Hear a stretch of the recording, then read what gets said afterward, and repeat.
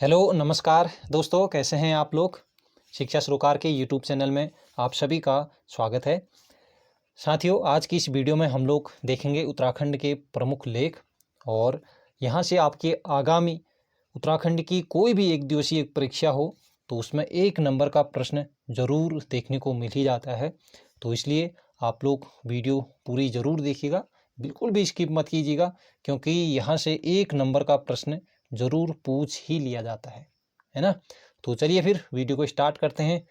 और हाँ, यदि आप चैनल पर नए आए हैं तो साथियों चैनल को ज़रूर सब्सक्राइब कर लीजिएगा और लाइक करना तो बिल्कुल भी मत भूलिएगा, है ना, क्योंकि इसी प्रकार से परीक्षा उपयोगी वीडियो आपको निरंतर एग्जाम तक मिलती रहेंगी।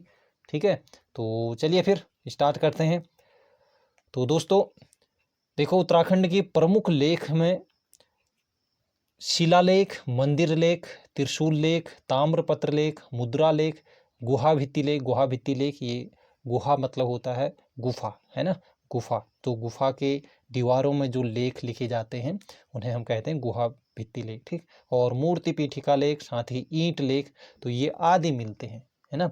तो ये लेखों के माध्यम से दोस्तों देखो, हम लोग ऐतिहासिक तथ्यों के बारे में हम लोगों को जानकारी मिल जाती है ना, इन लेखों के माध्यम से। क्योंकि अभी तो आप लोग देखते होंगे कागज वगैरह हैं, कुछ भी हम लिखते हैं तो कागज पर लिखते हैं, है ना।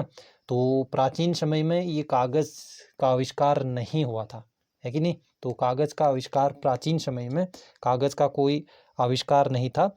और सबसे पहले तो हम लोग जानते हैं कि जो हम पहले जब मनुष्य थे, ये मानव थे, है ना, ये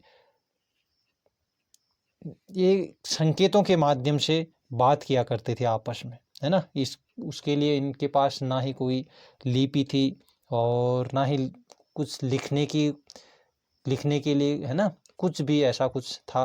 तो उसके बाद फिर धीरे धीरे कालांतर में हम लोग देखते हैं कि कम्युनिकेशन के लिए, ये लिखने के लिए लिपि का आविष्कार कर लिया मानव ने, है ना। और उन्हीं लिपि के माध्यम से वो लोग शिलाओं पर, ये मंदिर लेख, है ना, तो मंदिरों पर इसमें, और ताम्र पत्रों में और मुद्राओं में, गुहा भित्ति में, ये आदि प्रकार से उन लिपियों को क्या करते थे, इन पर लिपिबद्ध कर देते थे। और वही लिपिबद्ध उन चीज़ों को हम लोग अब पढ़ते हैं, उनसे जानकारियाँ लेते हैं, है ना। अब तो कागज़ का आविष्कार हो गया है, तो अब ये शिलालेख, मंदिर लेख, इनकी ज़्यादा अब एक प्रकार से अब मान्यता जैसी इनकी खत्म सी हो गई है ना। तो उन्हीं चीज़ों को हम लोग पढ़ने जा रहे हैं। तो सबसे पहले देखेंगे हम लोग शिलालेख। ठीक है, देखो शिलालेख ये 2 शब्दों से बना है, शिला और लेख। शिला का मतलब होता है पत्थर, शिला पत्थर या फिर चट्टान, है ना। और लेख मतलब लिखा हुआ, यानी कि हम कह सकते हैं कि जो पत्थर या चट्टानों पर लिखा गया है ना, तो वो चीज़ है शिलालेख। ठीक, उत्तराखंड में शिलालेख आपके कालसी, लाखामंडल, सिरोली और माणा में मिलते हैं। ठीक है, इतना आप लोग ध्यान। तो हमारे दिमाग में जब शिलालेख अगर आता है ये शब्द, तो अशोक के शिलालेख बहुत प्रसिद्ध हैं, है ना, शिलालेख, अभिलेख। तो अशोक के अभिलेख, शिलालेख, ये चीज़ें माइंड में आ ही जाती हैं। ठीक है, ज़्यादातर जो शिलालेख हैं ये अशोक के समय के हैं, उत्तराखंड में भी हमारे, है ना। अच्छा, आप लोग अशोक के शिलालेख, ये अभिलेखों में सबसे बड़ा अभिलेख जरूर बताइएगा मुझे कि कौन सा सबसे बड़ा अभिलेख है, अशोक का सबसे बड़ा अभिलेख, ठीक है, कौन सा है, और सबसे छोटा अभिलेख कौन सा है, ये भी जरूर बताइएगा। ठीक, चलिए सबसे पहले देखते हैं कालसी शिलालेख। तो यह अभिलेख प्राकृत भाषा व ब्राह्मी लिपि में लिखा था। ठीक है, ये कालसी शिलालेख जो है, ये अधिकांशतः शिलालेख या अभिलेख ये आपकी अशोक के, ये प्राकृत भाषा और ब्राह्मी लिपि, प्राकृत भाषा की लिपि ही ब्राह्मी होती है, तो इसमें कोई दिक्कत की बात नहीं है ना। तो ये प्राकृत भाषा और ब्राह्मी लिपि में है, तो ध्यान रखेंगे। ठीक, और 2 अभिलेख ऐसे हैं, अशोक के 2 अभिलेख ऐसे हैं। ठीक, इनको ये भी क्वेश्चन पूछ लिया जाता है कभी कभार। तो 2 अभिलेख ऐसे हैं जिनकी लिपि ब्राह्मी न होकर के वो खरोष्टी है। ठीक, तो ये भी आप लोग मुझे कमेंट बॉक्स में ज़रूर बताएंगे, मुझे आपके कमेंट का बेसब्री से इंतज़ार रहेगा। ठीक, तो ये खरोष्ट लिपि में कौन से 2 अभिलेख हैं ये आपको बताने हैं, कौन से 2 अभिलेख हैं वो। ठीक है, तो खरोष्ट लिपि आप लोग जानते हो, खरोष्ट लिपि क्या होती है, दाएं से बाएं लिखी जाती है। ठीक है, यहाँ से स्टार्ट किया, ऐसे आगे ऐसे ऐसे लिखी जाती है ना, क्योंकि हम आमतौर पर हम लोग हिंदी वगैरह इंग्लिश वगैरह जो भी कुछ भी लिखते हैं ये सीधे ऐसे लिखते हैं, बाएं से दाएं लिखते हैं, है ना। लेकिन खरोष्ट लिपि कैसे लिखी जाती है, ये दाएं से बाएं लिखी जाती है। ठीक, चलिए, तो इतना इतना काम आप लोग जरूर करेंगे हैं। तो देखो कालसी जो है, सबसे पहले कालसी की अगर बात करते हैं हम, तो ये टोंस और यमुना नदी के संगम पर स्थित है भाई। ठीक है, वही कालसी जिसका प्राचीन नाम भाई कलकूट है, आप लोगों ने पढ़ा होगा। ठीक है, आप लोगों ने उत्तराखंड अगर बहुत अच्छे से पढ़ा होगा तो डायरेक्टली अगर आपके माइंड में आ रहा होगा कि कालसी का पुराना नाम कलकूट है। ठीक है, और यहीं पर जो कालसी जो शिलालेख हैं, इनको लोकल में यानी कि स्थानीय भाषा में यहाँ इनको चित्रशिला भी बोलते हैं। इन शिलालेख को क्या बोलते हैं, शिलालेख को चित्रशिला बोलते हैं। ठीक, स्थानीय लोग जो कालसी वगैरह यहाँ से होंगे तो वो लोग आसानी इन चीज़ों को समझते होंगे। ठीक है, तो ये भी क्वेश्चन बन सकता है कि शिलालेख को स्थानीय भाषा में, ये कालसी में स्थानीय भाषा में क्या कहा जाता है। ठीक, चलिए, इस अभिलेख को अशोक ने 257 ईसा पूर्व में स्थापित किया था, तो ये ध्यान रखेंगे, है ना, 257 ईसा पूर्व में।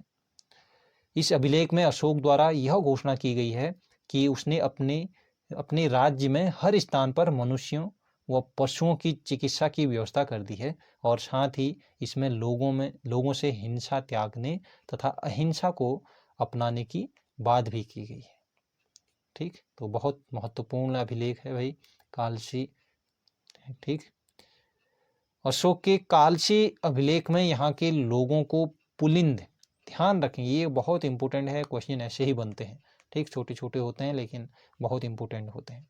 तो कालसी अभिलेख में लोगों को क्या कहा गया है, लोगों को पुलिंद, है ना, लॉ आ रहा है भाई, है ना, लॉ ई की मात्रा हटा के लो, है ना, ऐसे लोग है, लो लिंद, है ना, तो पुलिंद ऐसे रिलेट कर लेना आप लोग, पुलिंद कहा गया है। और क्षेत्र को अपरांत कहा गया है। ठीक है, कौन से, है ना, ये सीमांत करके ऐसे अपरांत, तो ये सीमांत भी ये क्षेत्र से ही संबंधित है ना, ऐसे ही अपरांत भी क्षेत्र से संबंधित है करके ऐसे रिलेट कर लेना इसको। ठीक है, चलिए फिर आगे बढ़ते हैं, आगे देखते हैं राजकुमारी ईश्वरा का लाखामंडल शिलालेख। भाई ये क्वेश्चन तो डायरेक्टली ऐसे ही पूछ लिया जाता है कि ये राजकुमारी ईश्वरा का शिलालेख कहाँ है ना, तो ये लाखामंडल में, लाखामंडल आपके देहरादून जनपद में आता है। ठीक, तो ये देहरादून के जौनसार बाबर स्थित लाखामंडल से राजकुमारी ईश्वरा का शिलालेख प्राप्त हुआ है। ठीक है, ये ध्यान रखेंगे इसमें। और इस शिलालेख से यदुवंशी यादवों के राज्य की पुष्टि हुई है। ठीक है, राज्य करने की इनकी पुष्टि हुई है यदुवंशियों की। ठीक, तो ये क्वेश्चन भी बन सकता है कि कौन से शिलालेख से यदुवंशी यादवों के राज्य करने की पुष्टि प्राप्त हुई है। ठीक, तो ये है आपके भाई राज कौन है, राजकुमारी ईश्वरा, तो राज्य करने की यदुवंशियों की। ठीक है, तो यो की भी बारंबारता हो रही है तो ऐसे रिलेट कर लेना इसको। ठीक, यो के बाद रो आता है ना, ऐसे रिलेट करना, राज्य राजकुमारी। राजकुमारी ईश्वरा के पिता का नाम था भाई भास्कर वर्मन। ये भी क्वेश्चन बन सकता है कि राजकुमारी ईश्वरा के पिता का नाम क्या था, क्योंकि नए क्वेश्चन बनेंगे, है ना, तो कुछ क्वेश्चन तो बार बार रिपीट होते हैं। आपको पुराने एग्जाम जो भी एग्जाम पेपर होंगे, है ना, हुए हैं उनके SSSC के अंतर्गत भी, तो उन क्वेश्चन पेपरों को ज़रूर सॉल्व करना चाहिए। ठीक है, तो वहाँ से भी बहुत क्वेश्चन रिपीट होते हैं और नए क्वेश्चन भी बनते हैं और इसी प्रकार के क्वेश्चन बनते हैं, ध्यान रखेंगे। तो राजकुमारी ईश्वरा के पिता का नाम था भास्कर वर्मन और इनके पति का नाम था, जालंधर के राजकुमार थे और इनका नाम था चंद्रगुप्त, जालंधर के राजकुमार थे। ठीक, तो क्वेश्चन बन सकते हैं, भास्कर, है ना, भास्कर वर्मन राजकुमारी। ठीक, राजकुमारी ईश्वरा के पिता का नाम था और पति थे इसके जालंधर के राजकुमार चंद्रगुप्त। ठीक, चलिए आगे देखते हैं मंदिर लेख। देखो मंदिर लेख भाई, मंदिरों पर जो लेख लिखे गए हैं मंदिरों के भीतर, है ना, तो उन्हें हम कहते हैं मंदिर लेख। और ये मंदिर लेख मिले हैं उत्तराखंड में गोपेश्वर में, कालीमठ है ना, और केदारनाथ और नाला में मिले। ठीक है, तो इम्पोर्टेंट क्वेश्चन है भाई। ठीक, गोपेश्वर में तो चलिए आगे मैंने लिखा भी है, आगे देख लेंगे। ठीक है, देखो त्रिशूल लेख देखते हैं। ये गोपेश्वर और बाड़ाहाट से त्रिशूल लेख प्राप्त हुए हैं। क्वेश्चन पूछ लिया जाता है कि त्रिशूल लेख कहाँ से प्राप्त हुए हैं, तो आप बताएंगे कि गोपेश्वर और बाड़ाहाट। ठीक है, ध्यान रखेंगे। बाड़ा यानी कि बड़ा, इसको ऐसे रिलेट कर लेना, बड़ा त्रिशूल। ठीक, बड़ा त्रिशूल। ठीक, बड़ा त्रिशूल है और उसमें शंख भी है। ठीक है, ऐसे रिलेट कर लेना इसको, बड़ा बड़ा त्रिशूल है, बड़ा त्रिशूल और उसमें शंख भी है भाई। क्योंकि बड़ा त्रिशूल जो अभिलेख है ना, जो बड़ा हाट में है, तो ये शंख लिपि का प्रयोग हुआ है इसमें करके। ठीक है, इसमें कभी पूछ लिया जाता है कि निम्न में से कौन से लेख में शंख लिपि का प्रयोग हुआ है, तो बड़ा त्रिशूल यानी कि जो बड़ा हाट में है, और त्रिशूल लेख है वो। ठीक, और उसमें शंख लिपि का प्रयोग हुआ है। ठीक, गोपेश्वर के रुद्र शिव मंदिर में 6वीं शती के नागपति नाग और अशोक चल के त्रिशूल लेख मिले हैं। तो ये क्वेश्चन भी बनता है कि गोपेश्वर के रुद्र शिव मंदिर से कौन से है ना 2 शासकों के लेख मिले हैं, तो ये नागपति नाग और अशोक चल के। ठीक है, ध्यान रखेंगे। ठीक, देखो बाड़ा है। ठीक है, बाड़ाहाट त्रिशूल लेख में शंख लिपि का प्रयोग हुआ है, ये आप लोग जान गए हो। ये क्वेश्चन ऐसे ही बनेंगे। ठीक है, इंपोर्टेंट क्वेश्चन मान के चलिए इसको, और ये आप लोग भूल भी नहीं पाएंगे, है ना, बड़ा त्रिशूल और उसमें शंख भी है ना। चलिए, ताम्रपत्र लेख। ताम्रपत्र लेख कार्तिकेयपुर राजाओं की पुष्टि करता है, और जिनमें पांडुकेश्वर, कंडारा व बैजनाथ आदि जगहों से ताम्रपत्र मिले हैं। ठीक, ये क्वेश्चन बनता है कि उत्तराखंड में मिले ताम्रपत्र लेख में किन राजाओं की पुष्टि की बात की गई है ना, किन राजाओं की पुष्टि मिलती है। ठीक, तो इस प्रकार से भी क्वेश्चन बनता है, तो आप लोग ध्यान रखेंगे कार्तिकेयपुर राजाओं की। ठीक, पांडुकेश्वर से 4 और कंडारा से 1। ठीक, और बैजनाथ से, तो ये आपके ताम्रपत्र यहाँ मिले हैं। ये पांडुकेश्वर से जो 4 ताम्रपत्र मिले हैं, ये बहुत प्रसिद्ध हैं, क्योंकि ये अलग अलग राजाओं से संबंधित हैं भाई। इनको भी देख लेते हैं किकर। ठीक, इसमें देखो पहले ताम्रपत्र में पघट देव, ये देशट देव का पुत्र था, इनका वर्णन मिलता है। कार्तिकेयपुर साम्राज्य के है ना, ये राजाओं के नाम है भाई। ये पघट देव, ये देशट देव का पुत्र था पघट, है ना। ठीक, पहले में पौ, ये से रिलेट कर सकते हैं। पहले ताम्रपत्र में पौ से संबंधित। ठीक है, यानी कि पघट। ऑप्शन से आप लोग सही ऑप्शन क्लिक कर लोगे वहाँ, है ना, क्योंकि हमें अपने मन से लिखने ऑप्शन तो वहाँ दिए होते हैं, ऑप्शन से ही छांटना है भाई, है ना, ऑप्शन से ही राइट आंसर चूज करना है। तो पहले ताम्रपत्र में पौ से पहला और पौ से पघट, तो पघट देव से संबंधित है ना, पघट देव का वर्णन मिलता है। दूसरे ताम्रपत्र में सुमिक्स, है ना, मिक्स कौन होता है, जब एक से ज़्यादा होते हैं, यानी कि दूसरा हो गया, फिर ऐसे रिलेट कर लेना मिक्स। तो मिक्स जो राजदेव ये हैं, ये दूसरे ताम्रपत्र में। ठीक, ये पघट देव के पुत्र थे। तीसरे ताम्रपत्र में निम्बरदेव, स्तारण देव, ललित सुरदेव, इनका वर्णन मिलता है। ये क्वेश्चन भी बनता है। और चतुर्थ में भी इन्हीं का वर्णन मिलता है।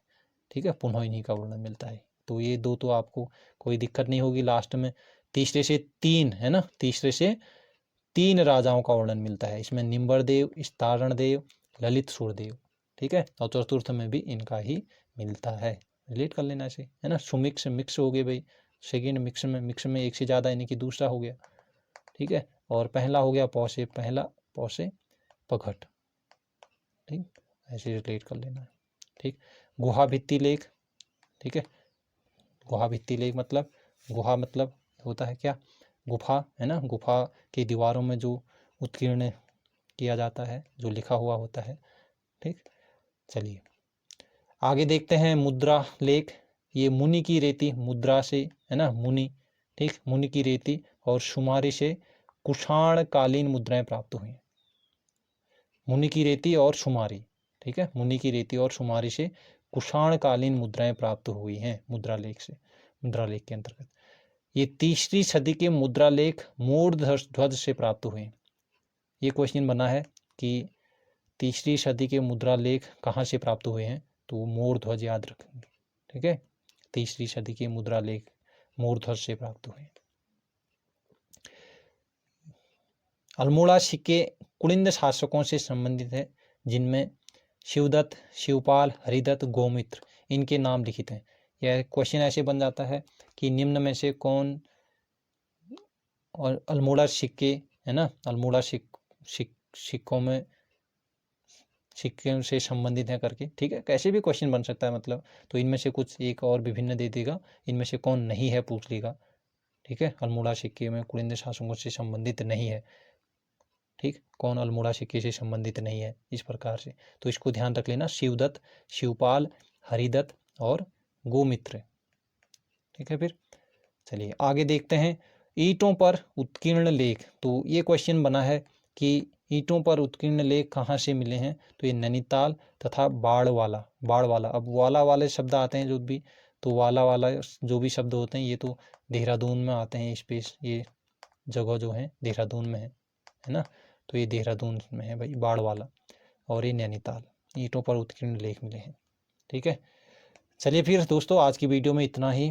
तो आई होप कि आप लोगों को वीडियो बहुत पसंद आई होगी, और अच्छी लगी तो ज़रूर वीडियो को लाइक कीजिए, अपने दोस्तों में भी इसको ज़रूर शेयर कीजिएगा, और कमेंट बॉक्स में कमेंट ज़रूर कीजिएगा कि कैसी आप क्लास कैसी रही है ना, ताकि मैं आगे भी और आप लोगों की बेहतरीन क्लासें देता रहूं, ठीक है, बेहतरीन वीडियो आप लोगों के लिए आती रहेंगी। तो